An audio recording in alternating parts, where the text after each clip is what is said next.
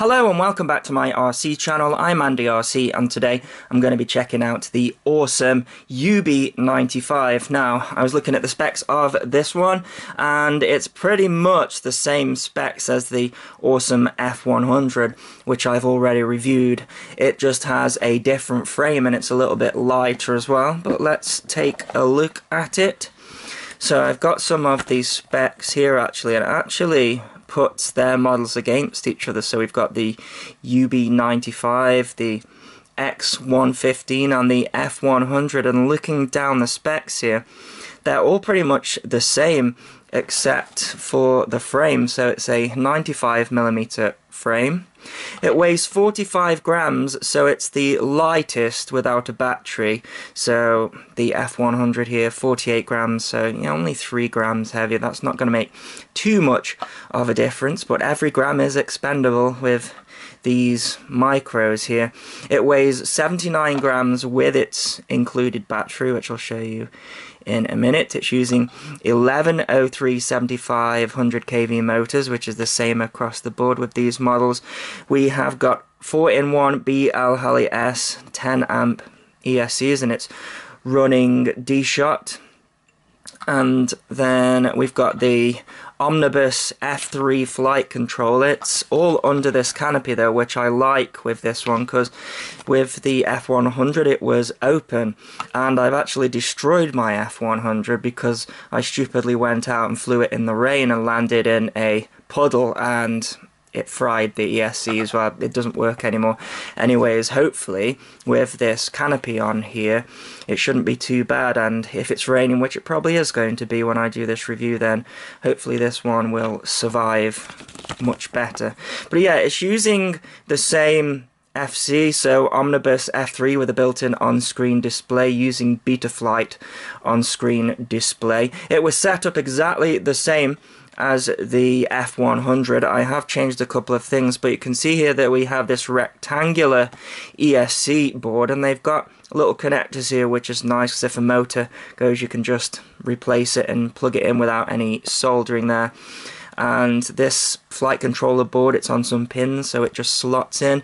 Just like the F100, there's no buzzer on this one, but there is a slot for a buzzer on there if you want to add one. It's labeled with a B+ and a B-, although you don't have as much space with this one.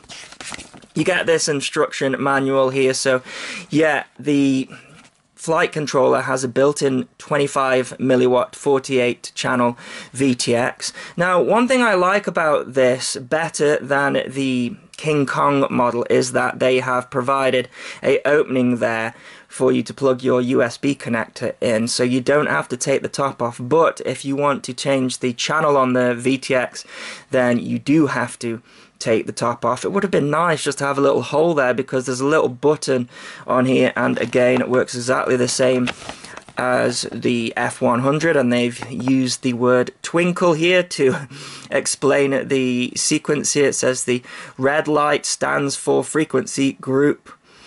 For example, I'm not going to go through that. So the red light is for frequency group, and then the blue light is for your individual channels, and it twinkles. I'm not going to go through that, but yeah, I'm never a big fan of that. I prefer a nice big LED screen just telling me the band and frequency, but I guess we are limited for space and weight here as well. So yeah, I don't have to take the top off this. This is the XM version, so they seem to have adapted the King Kong's favourite place for the receiver. I'd have preferred that tucked in at the top, but we do have a hole here for the XM to come through here as well. So yeah, this is the receiver's antenna, and then we have the antenna here as well for the 5.8 gigahertz. Now, I did take the top off this, and this sleeve dipole antenna here, it's connected directly to the VTX, and they've used some kind of silicone paste adhesive to attach the connector, so yeah, it does detach, but the minute I removed the top, that connector didn't break off, but the adhesive that they had used sort of cracked, so that's no good. So probably could do with a better solution than what they have used there. The rubber band here as well, it is done in a slightly different way than usual, because usually they build these up around the rubber band and you have to take the whole thing apart to replace it, although I've never had one of these snap, but this one does seem pretty flimsy, this one. So there's a little gap there. And it's a great idea on paper because you can replace the band. In fact, I think somewhere in here, yeah, they give you a spare band and a spare 1mm pitch JST connector as well. I guess that's a spare part there as well. But yeah, on paper this is great, but when you put the battery in here, then it slides off a lot, I found. So yeah, I like what they were thinking, but the battery, you see when it goes in here, it slides around quite a lot, and this rubber holder here, it comes out quite easy. So the battery, it's a 500 milliamp 25C 2S. Now the battery, it is using a JST connector, but there shouldn't be any issues with that because there was no issues with the F100 and it was basically the same setup as this. Now Betaflight, I have changed a few things. It was set up to have a switch on auxiliary 4 and 5, a switch to turn the on-screen display off, which is no good to me because I always want it on. There was a switch for a beeper as well on one of the auxiliary channels, but we don't have a beeper there, so I've changed that. I've changed the Super 8 to my usual 0.8 that I prefer. It had some kind of different rate in there which wouldn't suit me. And then I also changed the PIDs as well because the PIDs seem really low. So if I get a good tune out of that, I will give the PIDs to you. And then it was set up as AETR as the channel map, but of course this is a FreeSky XM, so I've changed that to TAER. As it doesn't have a buzzer and I'm not fitting a buzzer, I've also put the command set small_angle in as well. It means it'll arm no matter what angle it's at. It means if I lose it in long grass or something, I should be able to arm it and hear it fluttering about there. I've also changed the on-screen display around a little bit as well and added the model name, etc. too. But yeah, set up pretty nicely, just changed it to my particular preference. Other than that, the propellers, I really like the colour scheme of this. These are the 2035 gem fans, so the same blades that come on the F100, which is a bigger model, but these still fit, so this one being a little bit lighter and smaller, it's still going to have probably a little bit better performance than the F100. Like I say, because it's a smaller frame, but we've got similar sort of setup there. So let's take a look at some of the other stuff that you get. By the way, you have to put these props on yourself, but it does fit in the box just about with the props on. So you get given a spare set of props, but these ones are white, and then you're given a black canopy as well, which is nice.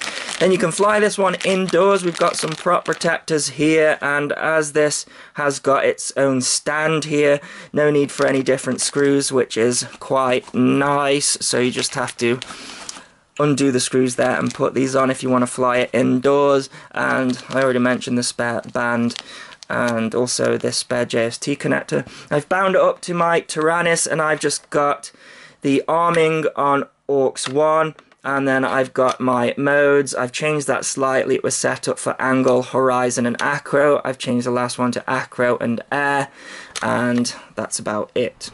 Okay, let's go for a line of sight with this one. Now conditions are far from perfect, but that is the case most of the days. Crazy wind here today. Let's check out the punch. Yeah, just as I suspected, it's about the same as the awesome F100 because it's practically the same model. Plenty of power though. Try a bit of acro. Now I have changed the PIDs considerably with this model because they were just far too low. I think the P game was set at about 30, something like that. I bumped it up to about 40. I've also bumped the eye gain up. I think I might have left the D the same. Well, I'm not hearing any vibrations. It's zippy. Seems to be flying nice, line of sight, despite the wind. That battery is hanging a bit funny. Yeah, I'm not too sure on the battery strap / rubber band on this one. It seems a little bit weak. But despite that, it doesn't seem to affect how it's flying.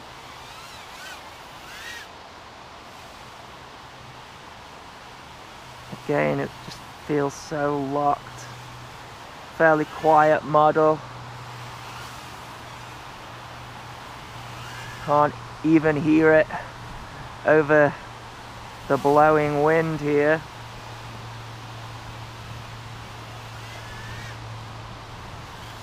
Can do nice loops.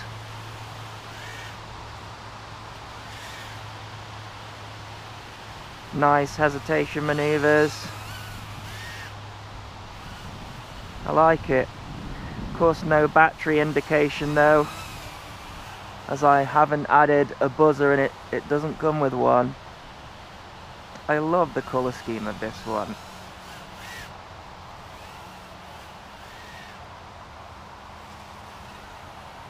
Yeah, flies nice.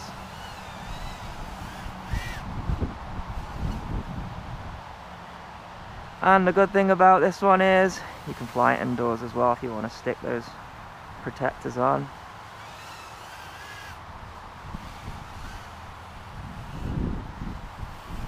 Yeah, no complaints really. I think it needs a better solution for the battery mounting, and it'd be nice if it had a buzzer, and it could do with a better solution for the antenna and also the receiver placement. Don't like it sat underneath there, and also the antenna coming out the top. And whatever material they've used to glue in the VTX antenna, that just breaks straight away. But when it comes to flying it line of sight, it's brilliant. Right, I think that's enough of that. Let's get and do some FPV with it. So here is some DVR footage, and it's another gloomy day. It's actually raining here, but this one was okay, I think, because it has that canopy on it. However, I don't recommend anyone flies these quadcopters in the rain unless they are advertised as waterproof, of course. But yeah, I think I prefer this one to the F100. That one's still a good model, but I think as this one is a little bit lighter, it has a little bit more punch, and I found it a little bit easier to recover from when it came to maneuvers and things. Yeah, the camera quality isn't as good as it could be as some of the other micros out there. It's quite an aging camera, this one now, but it was good enough. One thing that I will say though is make sure that the antenna at the back isn't pushed in too far into the canopy, otherwise you will lose reception when the quadcopter is facing towards you. But if you make sure that it is sticking out far enough, then it wasn't a problem. As you can see here, I'm getting pretty good reception despite it being a linear antenna.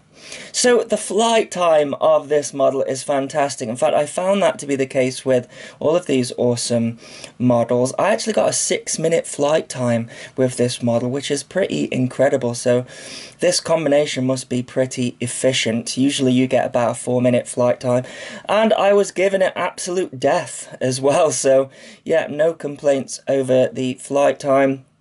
I got a pretty good tune as well. I would have liked to have spent longer tuning it, but I'm literally just flying between rainstorms here the best that I can without damaging stuff too much. So I'll overlay my PIDs here, and it flew much better than the stock PIDs, and I was pretty pleased with it actually. I don't think I'd changed too much, just a little couple of tweaks here and there. But yeah, another good model from Awesome. I think the main thing it's missing is a beeper, which you can add, and there's a couple of little changes which I mentioned earlier that need doing, but overall it's a nice micro model, I have to say, and they're just getting better and better, aren't they? I was able to do all the maneuvers that I like to do, and flight time absolutely great, so that's going to be better for indoors as well if you want to stick those prop protectors on. But yeah, I had a lot of fun flying this one, and I had a few flights of it with the cameras off, which is usually a good sign that I really like the model. So yeah, I will put a link in the description if you wish to get one, and I will leave you with some flying. As always, thanks so much for watching. Please continue to subscribe. Cheers.